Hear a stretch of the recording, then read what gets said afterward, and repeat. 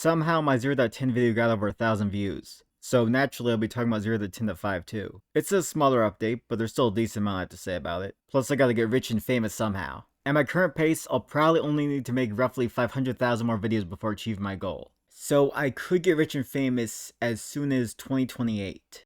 Don't check my math on that. But anyway, if you just want my general thoughts on 0.10.5, I'd say that it's okay. I enjoyed reading the new spells, but it's definitely a .5 update. There's nothing crazy here. And I'm very disappointed by the lack of an explosion spell. If you don't know the context, basically in my player options I want in DC20 video, I said that I wanted an explosion spell to be included in DC20, with my reasoning being that Megumin from Konosuba and Marcel from Dungeon Meshi both use explosion magic, and I just think that's very cool. Most of my scripted videos are meant to be at least somewhat comedic, even including this current video. In fact, I will have one funny joke later, so look forward to that. However, when I say I want something, I do mean it. I just often say it in a silly way. So I did actually want an explosion spell to be added. And later after making that video, I emailed the coach asking about the influencer program. I got accepted, and along with that I was sent this video.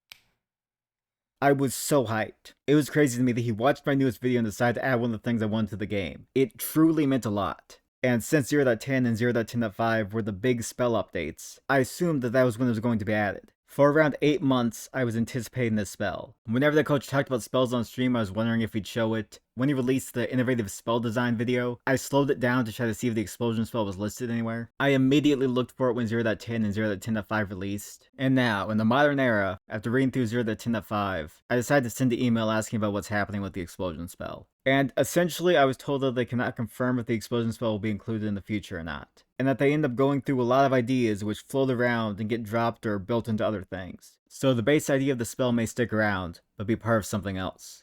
I think the response was reasonable. The email was polite, the coach's assistant seems nice. I do feel intense distress though. I really thought of his video as being like a promise. The thumbs up deceived me. Technically, there is a chance it could be added still, but it really isn't looking good. And the thing about the idea of potentially being a part of something else in the future, I'm struggling to think of what that would mean. Like, if I see rules for making explosives in the future, I won't be thinking to myself like, ah yes, the influence is clear, I'm responsible for this. The idea behind the explosion spell is that it's a spell that makes an explosion. The flavor is very generic, and I wanted it to be generic. In my player options video, I did mention some ways that it could be made to be more unique mechanically, but I highly doubt they took note of what I said. And even if they did, I'm still not exactly happy. My disappointment doesn't come from me feeling like there's a mechanical gap in design that needs to be filled with the explosion spell. My disappointment comes from me looking forward to something for 8 months and essentially being told that's not happening. In retrospect, he should not have sent me that video. But nothing can be done about it, so I'm just going to try to cope and move on to actually talking about 0.10.5. Sorry for going on a bit of a tangent there, but just know that internally, I'm constantly going through explosion spell related tangents, and will continue to do so for at least next month. So I did spare you by cutting my thoughts down enough to not take 3 hours. Now, I'll start by talking about the spells, then the rest of the stuff I feel like talking about. Mostly spells though. So, Gravity Shift. It feels fitting that it has a dazed spell enhancement, since every time I read this spell, I gain that condition in real life. I feel like it needs to be rewarded, or an example needs to be added, or I need to get better at reading comprehension so I can get dazed resistance. I don't know, I'm struggling here. I think I understand the intent of this spell. It lets you shift gravity in an area. I'm not confident enough to speak further. I love Time Stop. Immediately, it reminded me of Dio. It's so cool. Although, thinking about Dio did kind of make me overthink how the spell works. Like, if I stopped time and threw a knife, presumably it could only travel to reach the target after the time stop ends. So would that mean that you can never benefit from the paralyzed condition if you use a projectile? I highly doubt that's the intent. So maybe it should instead say something along the lines of, they're considered to be paralyzed until attacks or checks made during the time stop are resolved. Or maybe I'm the only person who would ever interpret it this way anyway. I don't know, but regardless, I do really love this spell. Arcane Weapon, Mystical Weapon, and Elemental Weapon can be commanded to move on their own, but it doesn't say that they can float. So I imagine that the weapons loudly scrape along the ground as they move. That isn't a critique, by the way, I'm just easily amused. I like the summon spells. I think they did a good job making each creature type feel distinct by having the different spell sources, stat blocks, languages, natural weapon damage types, base and expanded summon traits, and other subtle differences too. The only complaint I can confidently say is that there isn't an explosion spell. Why? But the only complaint I can confidently say that's related to the summoning spells is that some of them have very underwhelming unique expanded summon traits. Summon Construct especially stood out to me since they have Dark Vision, Climb Speed, and Wall Walk. None of which make me think of a construct, and they're fairly common options among the other summon spells too. I'm fine with Summon Construct having these options, but I would like it if each summon spell had an expanded summon trait that wasn't shared with any of the others. Also, fun fact. Summon Plant just has the plant spell tag, but technically it should also have the plant spell tag since plants is a spell tag related to plant life, while plant would refer to interacting with a plant creature type. Having plants and plant rage right next to each other would look stupid though, so, probably the right call not having both of them. Danger Sense helps with initiative rolls, but in the next update, initiative won't require a roll. The existence of the spell fascinates me. How did this happen? Mold Earth is also the name of the Terraborn's minor trait, so I assume that'll be renamed when it's added to the core rules. This this spell magic is cool. I really like this spell. That was the one funny joke. It's all downhill from here. Living Bomb is now the coolest explosion-related spell that'll ever be in DC20. By default. Scrying would be a pretty good choice if a hypothetical genie ever offered you a spell from DC20 0.10.5 in real life. There are basically no consequences to using it since the target wouldn't know who's scrying on them. And to the public's knowledge, magical scrying doesn't exist, so you're safe regardless. Although if I had this, I'd probably primarily use it to solve certain mysteries. Like I tried to scry on a cryptid to see if they exist. Although even then, if it fails 10 times in a row, there is still always a chance that Sasquatches just have absolutely insane charisma saves. But besides that, I'm struggling to think of many uses that wouldn't be unethical. The unethical uses would be pretty useful though, so it's still a good choice. And for the spell in the context of DC20 and not hypothetical genies, I think it's neat.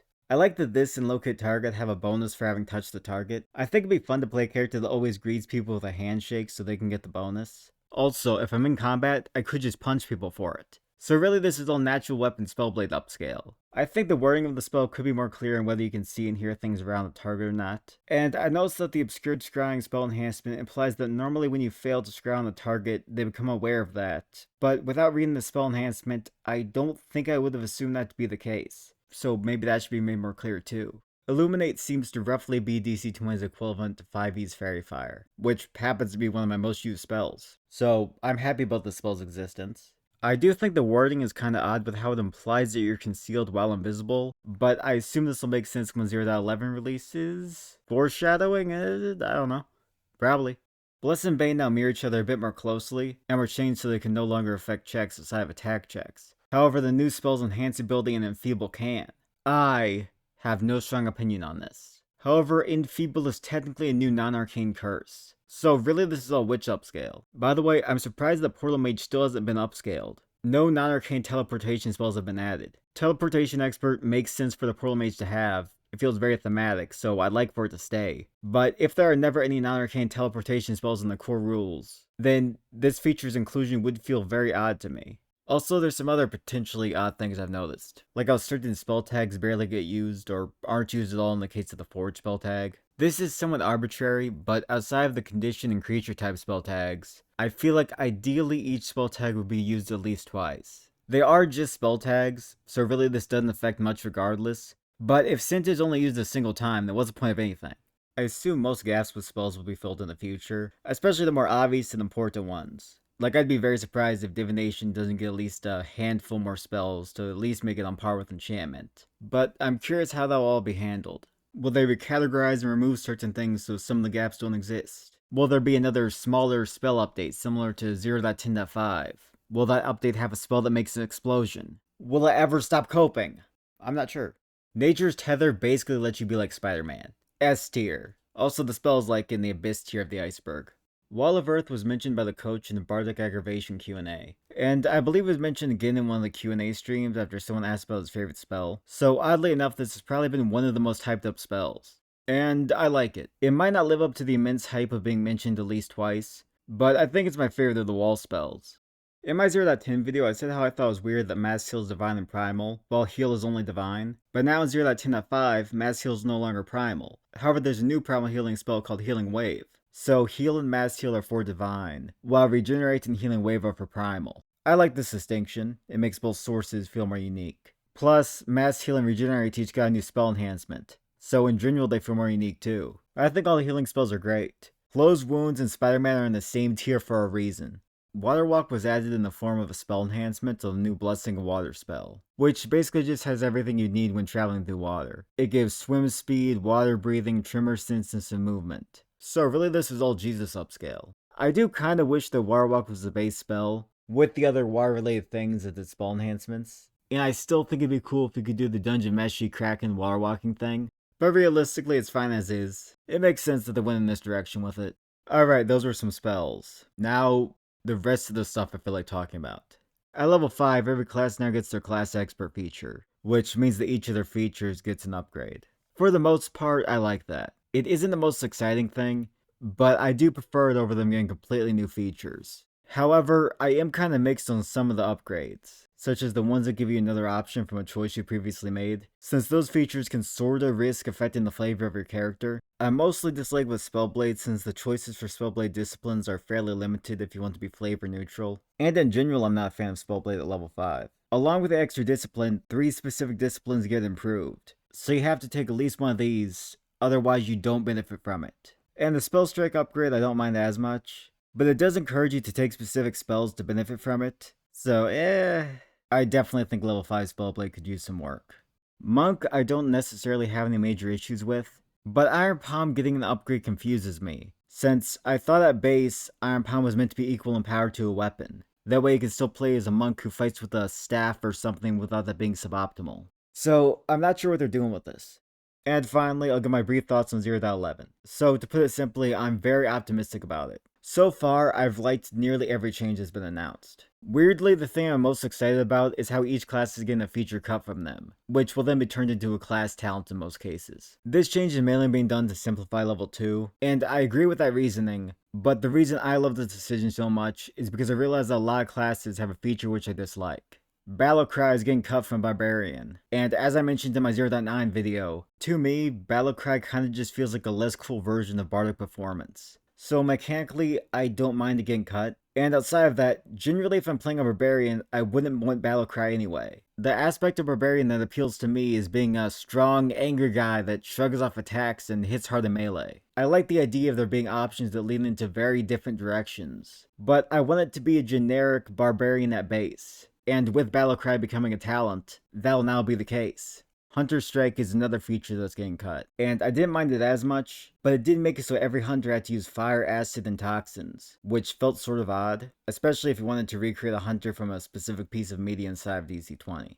So I'm also happy about its removal, and pretty much every feature that's confirmed to be getting cut. By the way, to my knowledge, it hasn't been publicly revealed what's happening with the Champions features, so I'm manifesting that Weapon Master is getting removed. Please. My anti-Weapon Master agenda has never been closer to fruition.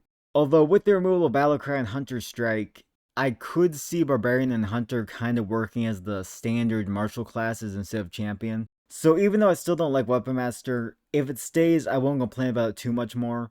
Probably only another 1 to 8 times at most. And that's all for now. Okay, bye.